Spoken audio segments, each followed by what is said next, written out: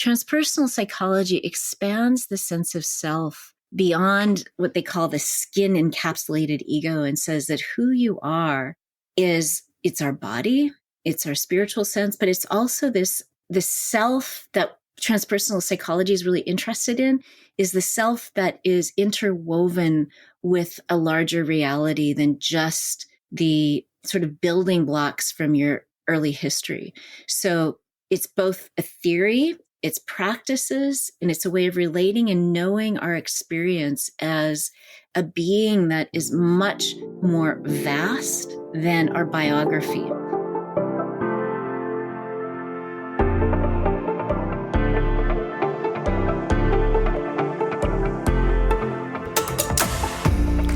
Hello and welcome to Nourish. My name is Kasha and I'm a holistic counselor and first-year doctoral student studying acupuncture and traditional Chinese medicine. My mission with this podcast is to share the stories of inspiring humans who have discovered that elusive state of balance between the Western concept of success with more Eastern philosophies of inner knowing and spirituality. Think yin and yang and flow. Now, these two do not need to be separate, but I know firsthand how difficult it can be to reconcile them. As a Silicon Valley burnout SKP myself, teaser, I left the tech world after 10 years of a thriving career in product management. I want to share the stories that I wish I had heard when I was struggling to find that balance and flow myself. My hope is that these interviews can inspire you to rethink your own approach to mental, physical, and spiritual well-being. And if you are struggling, find your way back to authentic alignment. So, sit back, relax, and ground yourself back home, my love. Now let's get started.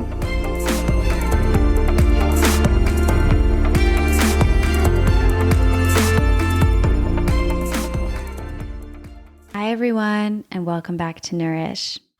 So I just finished re-listening to the episode I'm about to share with you with Lori Schwanbeck, and I am totally floored. This episode is so deeply loaded with incredible information that I honestly think I'll be listening to it over and over again. It embodies the word nourish, and I'm so honored to bring it to all of you. All right, but I'm getting ahead of myself. Let me take a moment to introduce my incredible guest, Lori Schwanbeck. Lori truly lives her purpose in creating the conditions that enable people to thrive in personal and professional life. She works at the intersection of psychology, mindfulness, emotional intelligence, and leadership. She designs and facilitates programs focused on building workplace well-being. She has taught thousands of people in diverse global organizations, including LinkedIn, Autodesk, Bain Consulting, Google, and Disney, to name a few. She is senior faculty member at the Search Inside Yourself Leadership Institute, which is a world-renowned organization born at Google, where she mentors and trains teachers and designs and facilitates both in-person and virtual mindfulness-based emotional intelligence programs. And if that weren't enough, Lori recently completed a 2-year project in Bhutan, working in partnership with the Gross National Happiness Initiative, bringing the Search Inside Yourself Leadership Institute program to all levels of the Bhutanese government. Her full bio can be found in the show notes. But the last little nugget I want to add is that Lori is my therapist, which is why this conversation is so, on a personal level, deeply nourishing to share with you. She's supported and really helped me evolve through what I'm going to call my most difficult, groundbreaking, and most incredible years of my life. This episode is almost as incredible as she is. We cover finding your life's purpose, understanding the self from the perspective of transpersonal psychology, the keys to healing your subconscious blocks, how to live in alignment with nature, cultivating compassion and self-awareness, the science behind motivation and ancestral trauma, and so much more. All these topics are discussed through the lens of psychology with a dose of science sprinkled in there. What an episode. I know you're going to love it. Now let's get into it.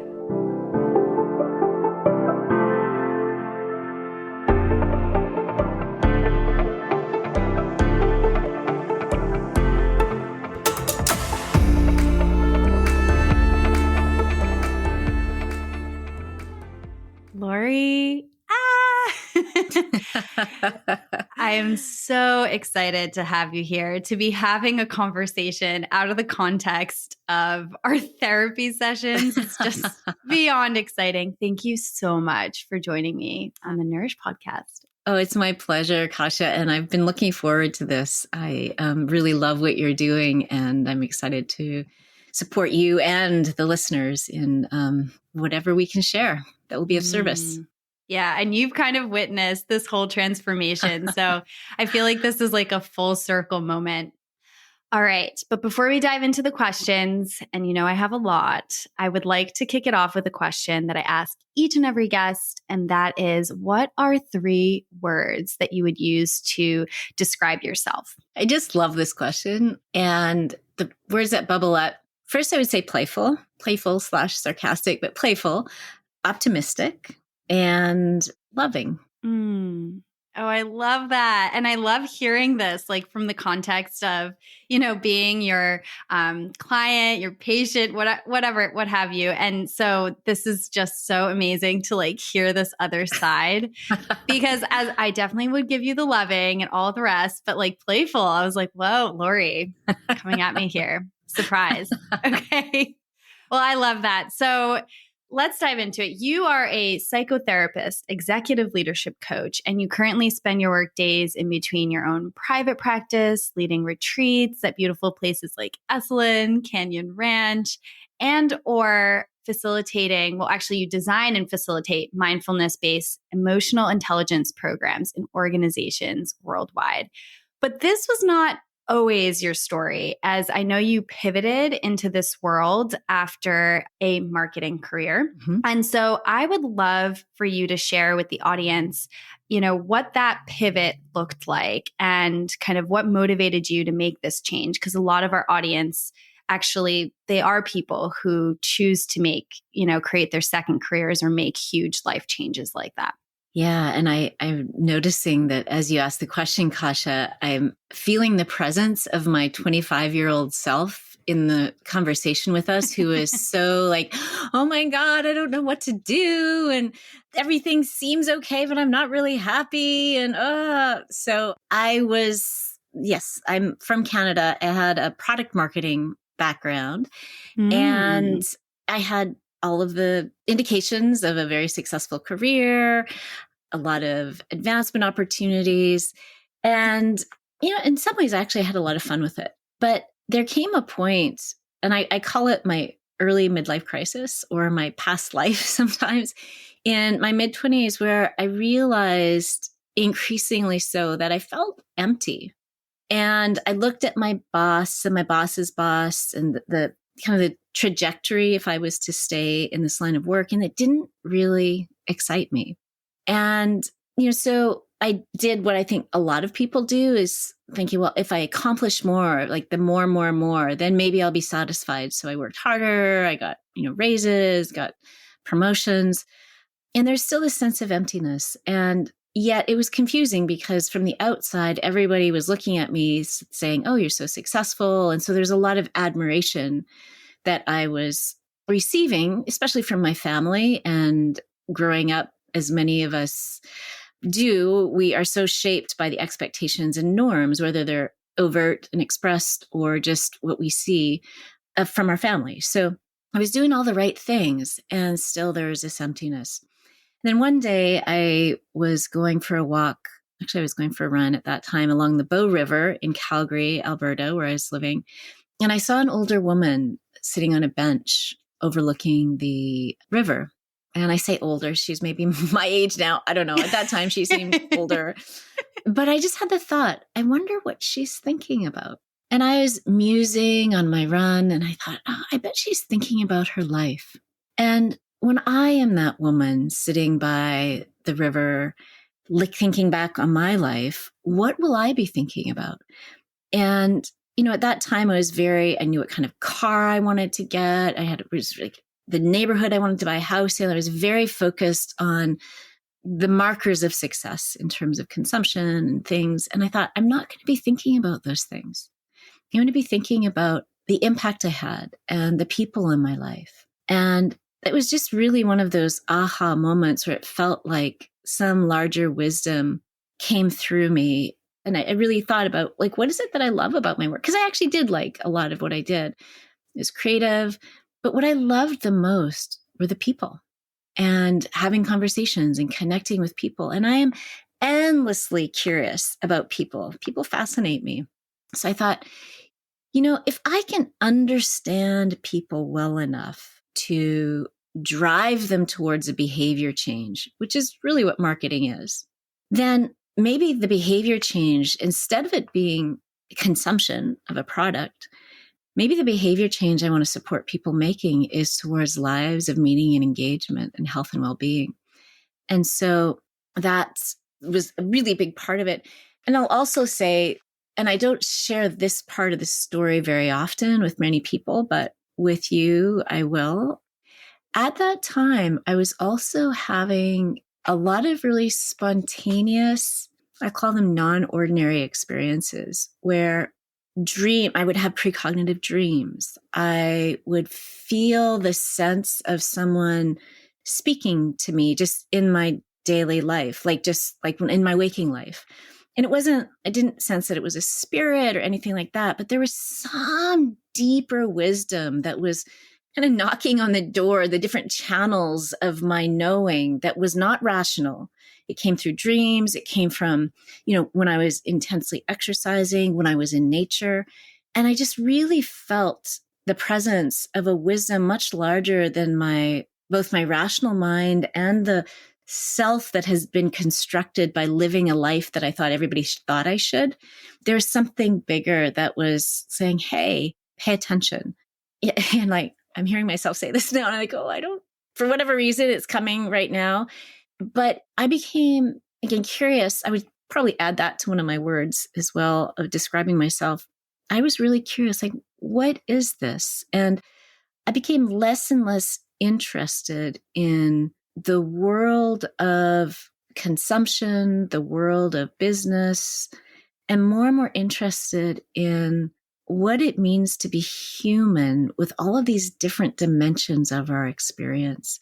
And so that led me, my combination of being curious about people, wanting to support people, curiosity about the non-rational world, led me to study something called transpersonal psychology, which is really an exploration of what it means to be human beyond our personal narrative. So it goes beyond any kind of trauma history or anything that a lot of psychology focuses on, to include the dimensions of ourself that, the physical, the spiritual. So that's that. Oh my gosh. Well, first of all, Lori, thank you for sharing that entire story. And that since you know me personally, that to hear you say that is just so validating, because as I reflect on many pivotal moments in my life, not just even the recent ones, I can so relate to that. And so to have you, who I so deeply respect and admire, kind of come at this from not just your personal perspective, but also your professional perspective, to share that is just incredibly validating. And I know that a lot of people listening will feel the same way. So the transition period, right? How was that? Because, you're going from what is a very stable path, and you talked a lot about how, it's what people expect of you.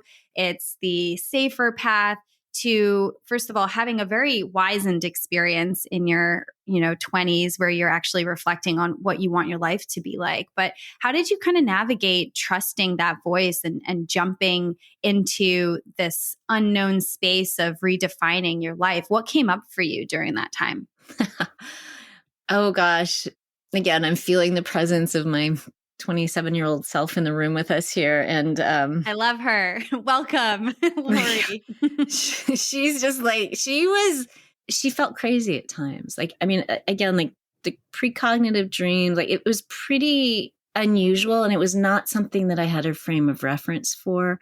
Where I was growing up in Canada, here in California, there's, you can just throw a stick and you can find people who are into that. That is not my family background, nor was it the milieu that I was in at all. So I felt a little crazy, honestly, and I felt scared.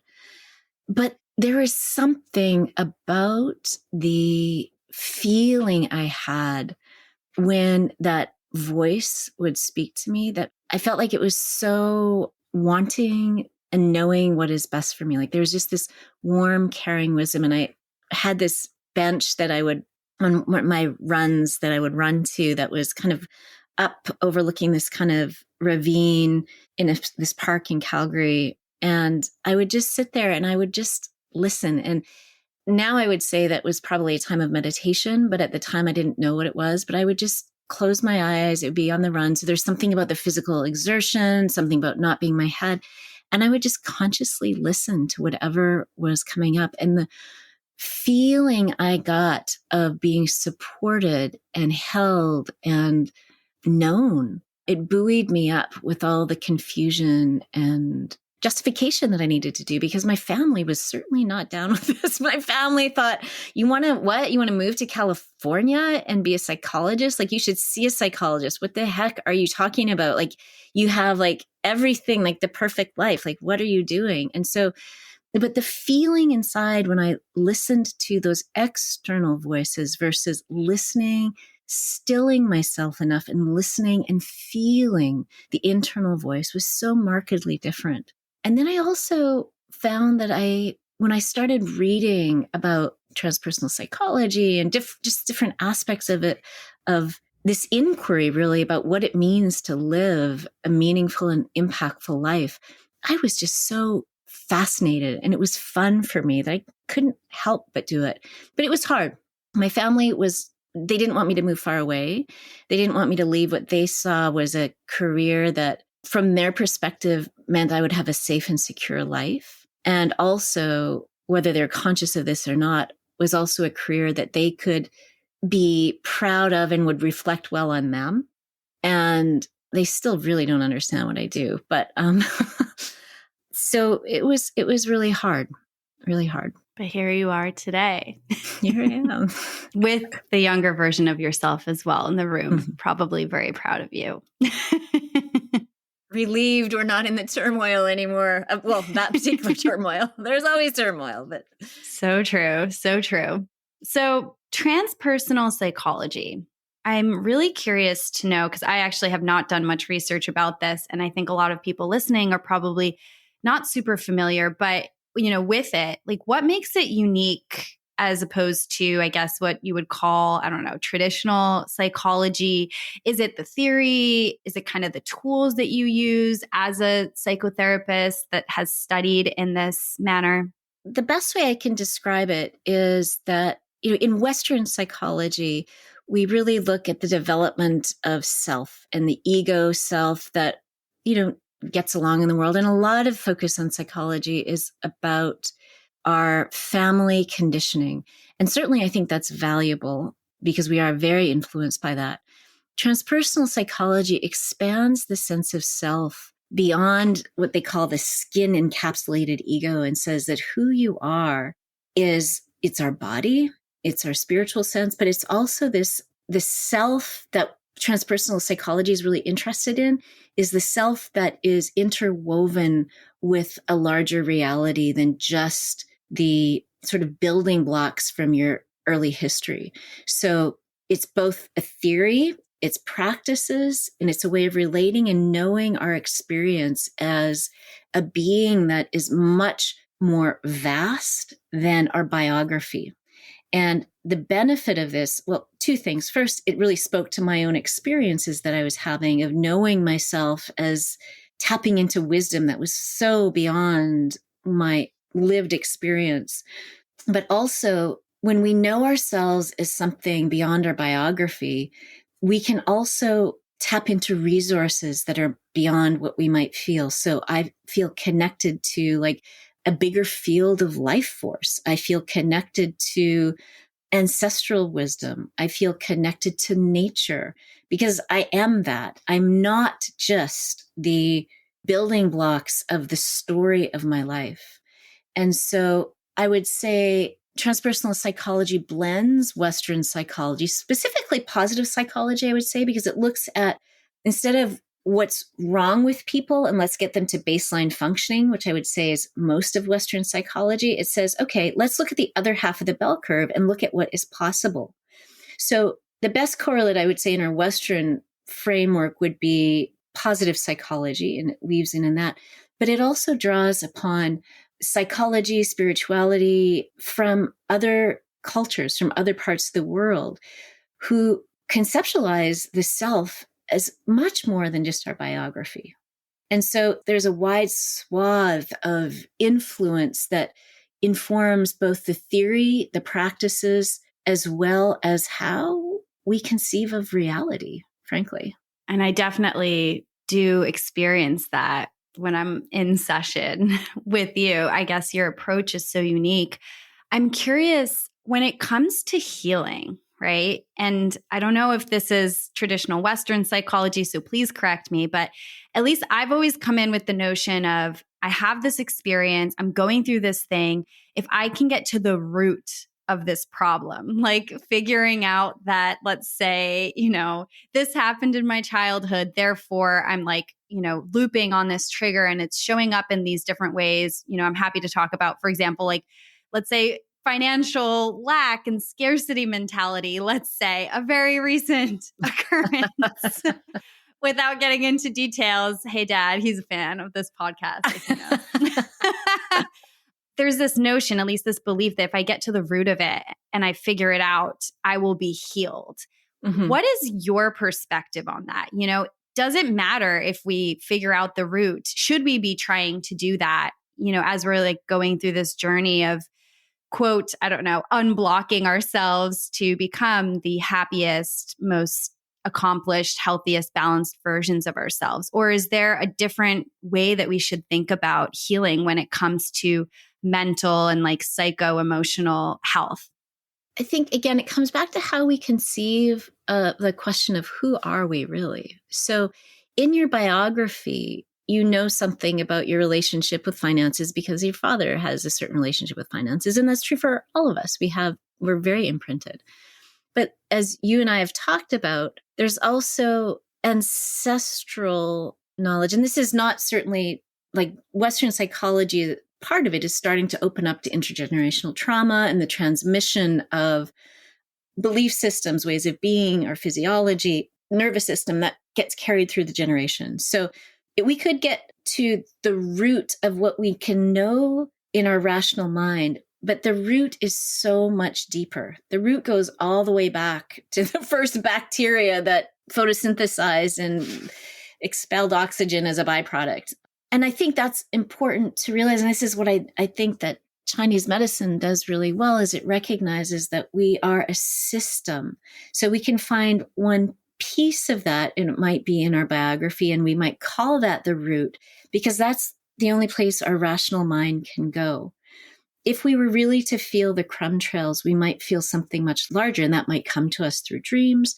It might come to us in ways, as I was feeling, something stirring inside of us that we need to pay attention to.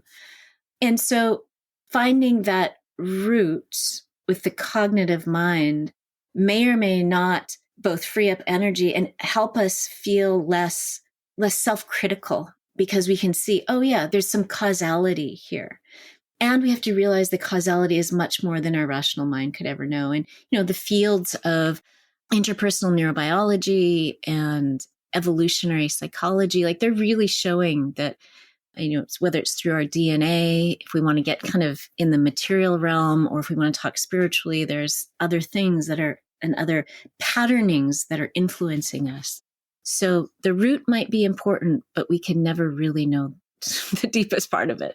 So I would love to hear a little bit more about that ancestral part. And I remember in one of our sessions, you talked about a really interesting study about this. Could you share a little bit more about, how perhaps ancestral trauma or experiences can kind of show up in like our present life? Because you're right. I mean, if it is ancestral, you're not really going to experience the root.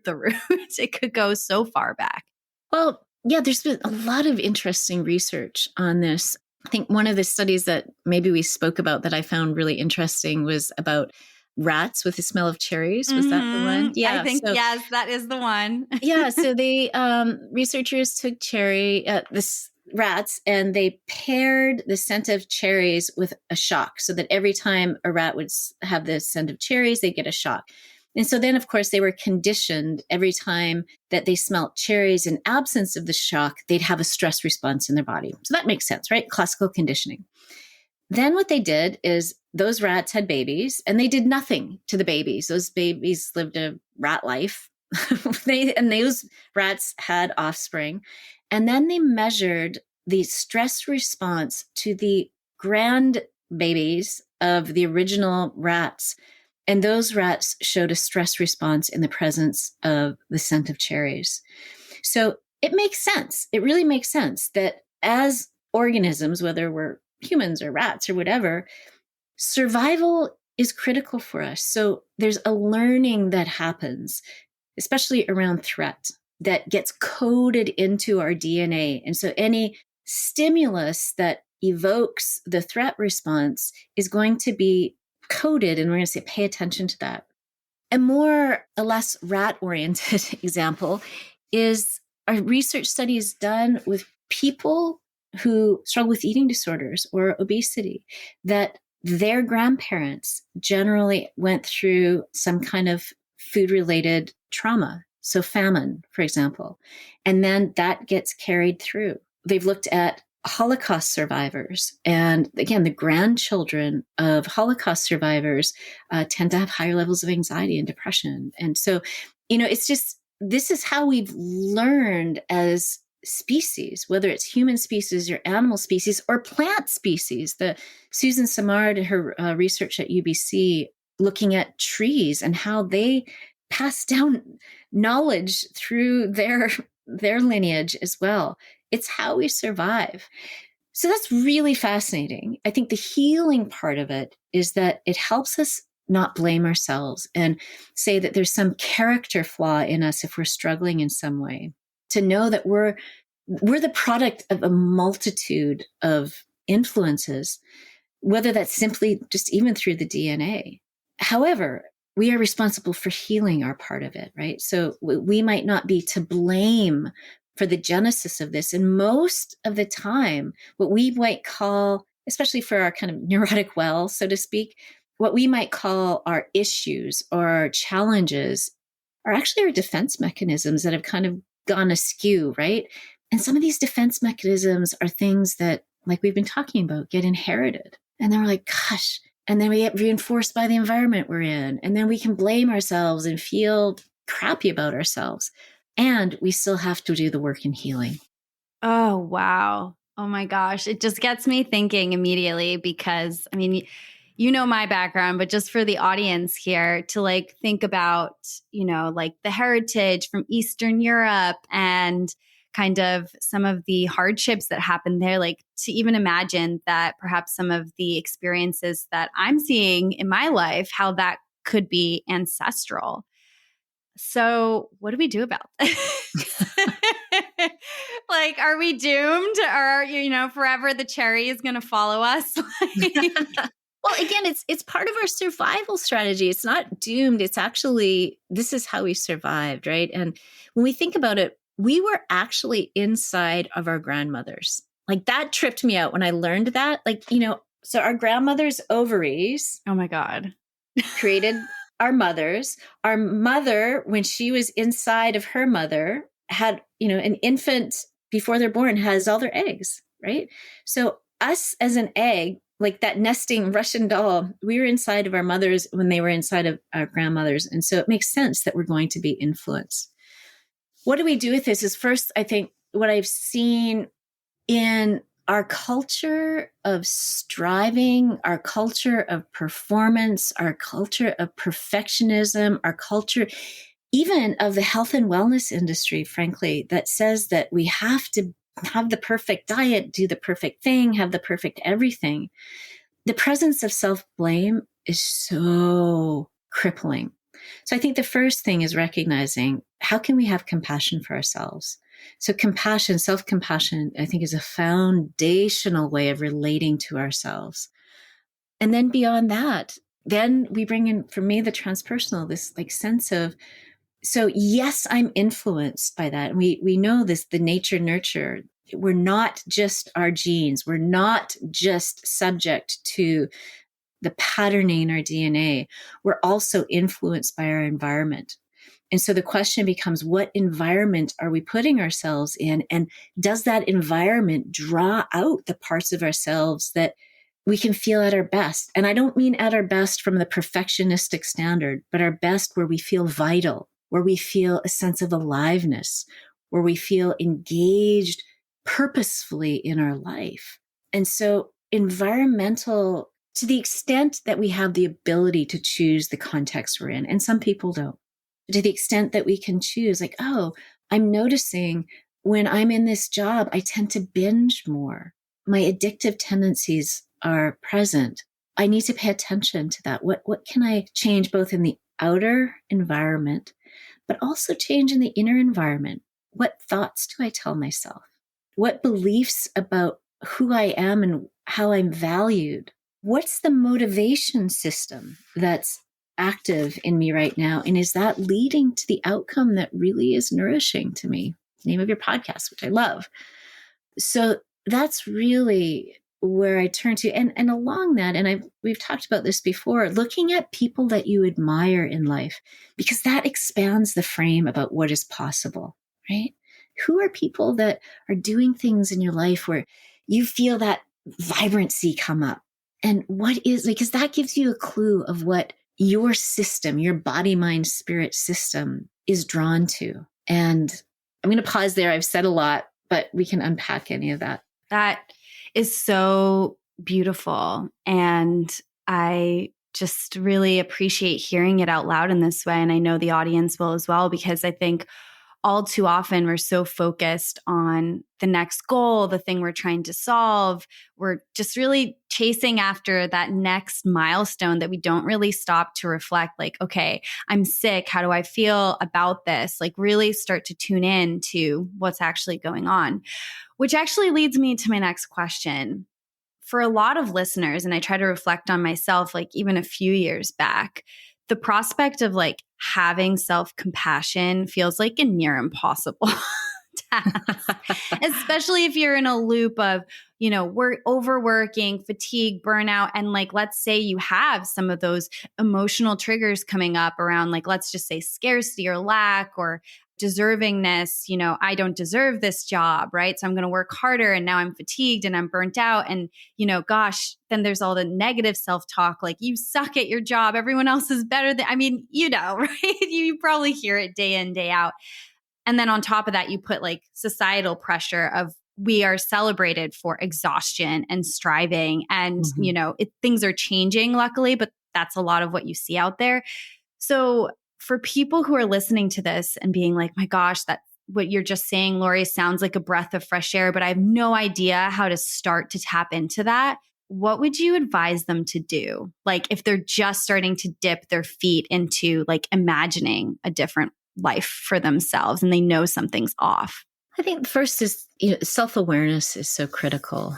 And I know you asked about self-compassion, and I'll speak about that in a moment, but the self-awareness, I think, is a foundational capacity. And that's really the first capacity in emotional intelligence, which I teach a lot about in organizations. But self-awareness is really knowing my internal states, my preferences, my resources, and my intuition. So it's really this fine attunement to how my body, my heart, and my mind are responding to any moment. So I think journaling can be a great way of cultivating self-awareness. Meditation, specifically sensing the body, something called interoception. Our body is giving us information all the time, and that we generally override with the mind. But those are the first things, like cultivating self-awareness. And that's going to kind of nudge you along the way. A really important part of self-awareness, Kasha, is looking at what your motivational system is that is operating. And I'm doing some research right now, or some work right now with researcher Dr. Tanya Singer, who's one of the world's leading researchers on compassion and self-compassion. She studies motivational systems and how they impact the brain and our neurochemistry and ultimately our behavior. And so for you, for me, for our listeners, to ask the question, like, what motivational system is driving what I'm doing? And so let me tell you the 3 motivational systems. The first is incentive focused. And this is oriented around achievement, consumption, power, very familiar for most of us, right? It's goal driven. There's a sense of wanting or craving with it. And that's connected to the dopamine system. So it becomes very addictive because we want something, we're anticipating there's going to be a reward, right? Incentive focused. If the belief happens, or if we don't achieve it, or the comparing mind comes in and we see that we're not enough, what that activates is it activates our threat response because our sense of self or identity is threatened, right? So the lack of success, shall we say, in the incentive model activates the second motivational system, which is the threat system. And this is very much that fight flight, right? We might be motivated through anger. We might be motivated through fear. So this is the approach, the avoid, or the freeze. And this maps onto the amygdala, that part, and high cortisol and stress levels. The third motivational system is what she calls our socially focused motivational systems. And this is the affiliation motivation system, which is I want to belong and I want other people to like me. And the care motivation system. And that's really, I'm motivated by altruism or the care of others. And this is connected to the opioid system in the brain. When this system is activated, we feel better. It's very like it calms pain, oxytocin floods. So none of these systems in and of themselves are bad or wrong. But if we're over-indexed on one of them, we're out of balance. And that doesn't work. So to really look at yourself, like what motivation system is activated in what I'm doing? And what would it be like to make a decision, to take a step, being supported by one of the other motivation systems? So, specific example. If you, like many people are, motivated by the incentive-focused achievement, status, power, right? And you feel that craving, the not enough, the wanting. Okay, I recognize that. And this is where self-compassion, we're not judging it. It's what's reinforced in our culture. What would it be like to activate more socially focused? What would it be like to extend acts of kindness or compassion? Okay, well, today I'm going to work. I'm going to do my high pressure job, but I'm going to pause to check in with my teammates and ask them, hey, how are you doing? I know we've been working remotely for a long time. How's it going for you? Or I know your daughter just graduated from high school. How was that for you? And then again, the self-awareness, start to notice what it's like, what it feels like, because it will feel differently. There's an entire different biochemistry and brain structures involved. What does it feel like to be more affiliative versus competitive, more cooperative versus competitive? Because it feels very, very differently. So that's, I think, the first step is really this cultivation of self-awareness and then recognizing, okay, I recognize I'm in the striving part. What would it be like to bring in savoring instead of striving? Oh, okay. I'm going to pause today in my busy work life and really enjoy my tea with my partner outside on the deck. And the mind might be going, oh, but you have to do the thing. It's like, wait, I'm shifting into savoring. And what would it be like to reflect on what impact do I want to have on the world instead of what impression do I want to make? Right? So it's these shifts. So recognizing what motivation system you're in, feeling what it feels like, trying on one little act and noticing what it feels like. Now, why do I say this? Because it's the feeling in our bodies that is going to be more motivating than any idea we have. Let me say that again. It's the feeling in our body that is much more motivating than any idea we have.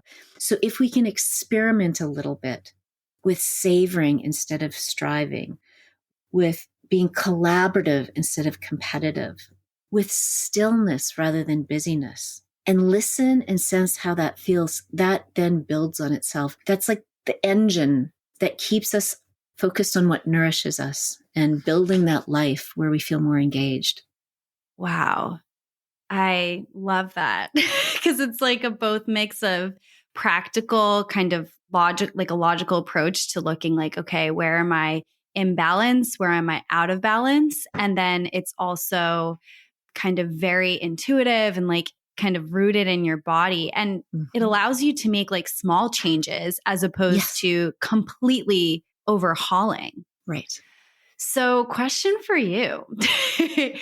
Have you kind of witnessed, and maybe this is you in your own personal life, or maybe this is a client that you've worked with, somebody that was able to balance all of these? Like, is that, is it something that we will constantly be working towards and tweaking?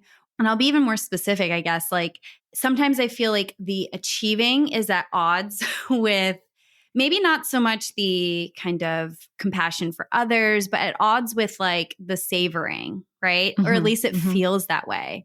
Is it possible to have a mix of everything and like be, quote, like still be, let's say, building your business and, succeeding for, kind of in the world in general? And I'll give you an example because I feel like in Silicon Valley, especially with like the startup world, there's this notion of like we're racing against time and like you're always looking at your competition and there's like this constant like wheels are turning, but it's at the sacrifice of, let's say, the savoring and like the collaboration. So is it possible, or maybe this is the new paradigm, to have everything in balance but still, quote, grow your business, let's say? Or does that require a rethinking, reshaping in general of what business and success looks like?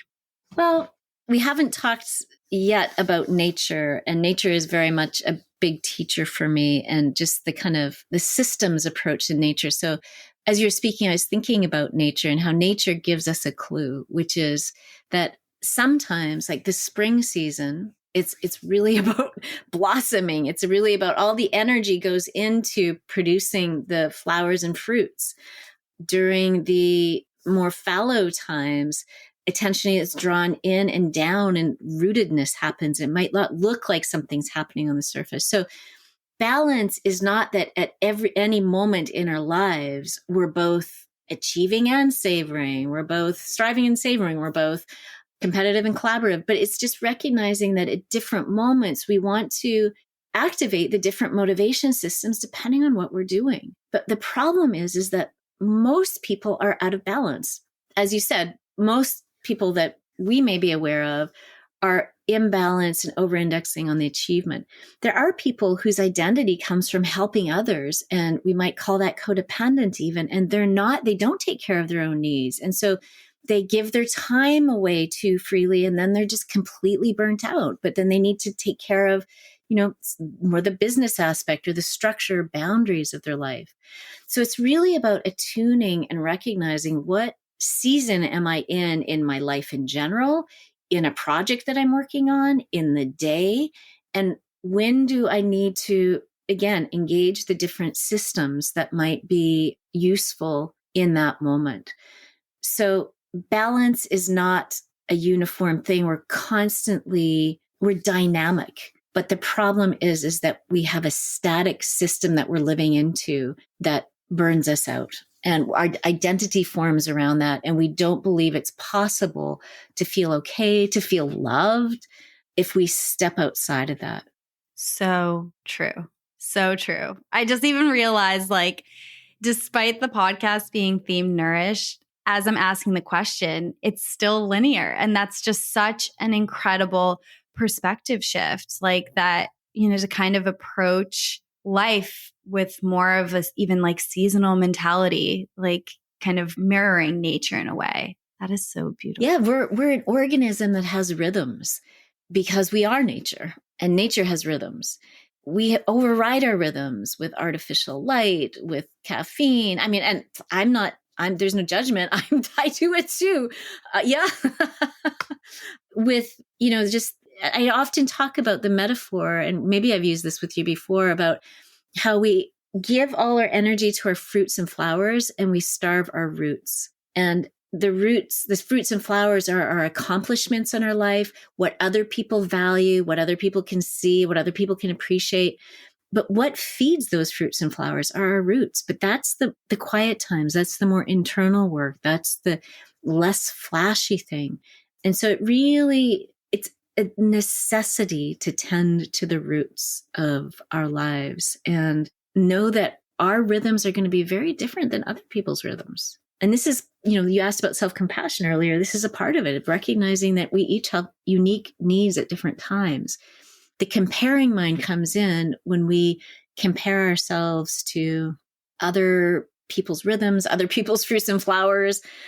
And self-compassion is recognizing that, oh, I'm actually a unique human being, but just like everybody else, I have unique needs. And it's actually important to tend to them. That's beautiful. Oh, I'm going to quote that. I might write that down and put it on a Post-it so I can look at it all day long. Oh, Lori, thank you. I mean, this has been such an incredible conversation, and I so deeply appreciate your wisdom. I could talk to you all day, but for the sake of balance and also, I guess, limited time, since we have a scheduled session for this, I'm going to have to reel it in.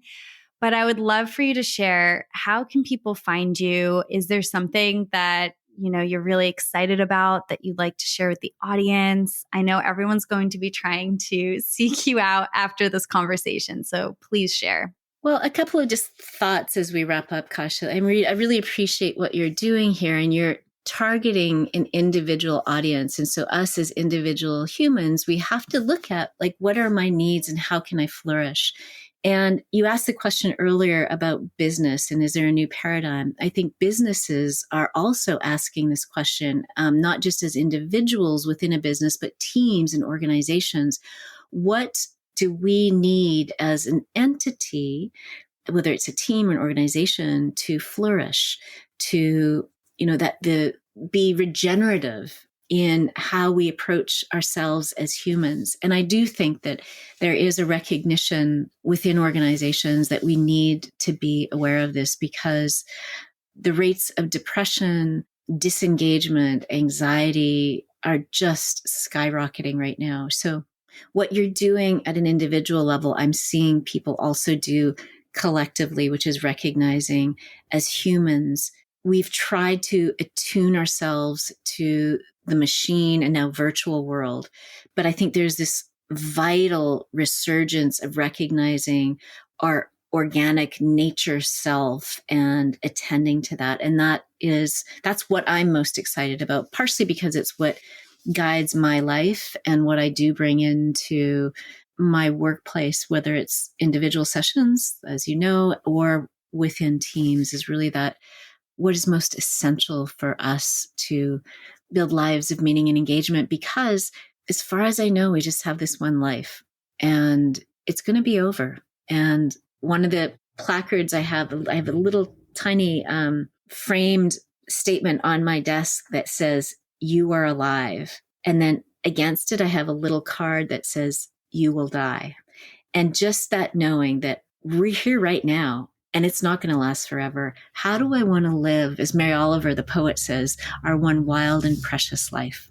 So I just want to thank you for what you're doing, Kasha, and recognize your courage as you step out into listening to that deeper call, that question of how does life want to live through you? Not just what do I want to do with this life? That's the wrong question. But how does life want to express itself through this unique and beautiful human that you are? So if people want to find me, they can find me on my website, laurieschwanbeck.com. I've got some stuff there, but I've got to push myself to be a little bit more self-promoting, a little on the down low. I will link it all. And oh my gosh, I just want to extend that question that you just shared with me to the entire audience. I feel like that is such a beautiful question to reflect on. How does life want to live through you? Yeah. I love that. I love that. Lori, thank you so, so much. This was such a beautiful conversation. It's a delight, Kasha. And again, just really deep blessings to you on your journey as you listen to the call. Thanks, everybody, for tuning in, and see you next time.